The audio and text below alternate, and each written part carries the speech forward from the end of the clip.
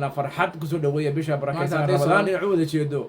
ضفار أمحاره مقالدين مقدسية حيبهني كم الضوافين. بسم الله الرحمن الرحيم. السلام عليكم ورحمة الله تعالى وبركاته. كلنتي وعنو ونكسن داود يا الملك سوات شوكتان مانتا وحربين شعب كصوماليات شعب الرياض الاستيد أن لو ذاقو بلا شدا بيشا رمضان يا بركيسن وحلينا هاي لهاي سنة كان سنة كيسة بيشا بشيدا أي نو جارسيو بش يا برواقو إلى هاينا هاي نقدر كوي كفا إذا bisha barakaysan khayrkeeda caawa inoo bilaabantay haddii allaha wadaliya ogolaado meel balba waxaan leenahay kuna farxad kusoo dhaweeya bisha barakaysan ramadaan shacabka real state iyo shacabka Soomaaliyeed iyo shacabka ummadaha islaamka waxaan leenahay ilaahay ay naga aqbalo cibaadada bishan barakaysan ay leedahay inaan gudano oo aan waajibaadka ilaahay ku manaystay qof kasta oo islaama inuu soomo bisha barakaysan oo amalkiisa iyo cibaadadiisa uu hagaajiyana dadkii guto ilaahay naga dhigo inta haddaan kaga baxo bishaarada bisha barakaysan ramadaan waxaan arkaynay shalay toole dalka maxaan ku magaalada muqdisho in ra'iisul wasaarihii dalka Itoobiya oo dhex warwareegaya uu ku damaashaadayay dalka Soomaaliya caadi ahaan magaalada muqdisho maxaa keenay maanta in amxaar iyo mataqaana Itoobiyaan ay dalkeenii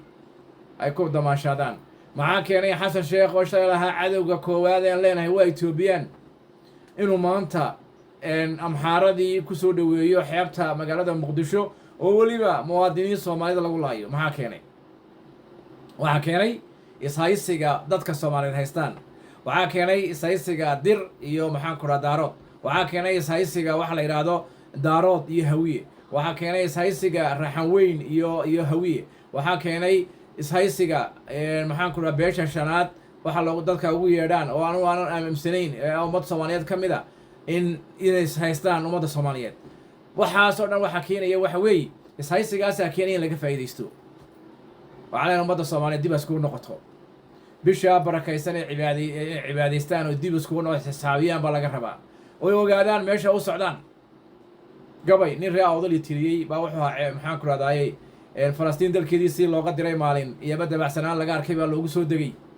hadday dul walaalaayihiin dhinaca wada jeeda ilaahay madalan duuliyeen mana duleeyeen doofaar yahuudiya kabcada kuma dawaafeen waxaan leenahay maanta hadday Soomaaliya u wada jeedo doofaar amxaarihi magaaladii muqdisho iyo xeebaheeni kuma dawaafeen doofaar amxaarihi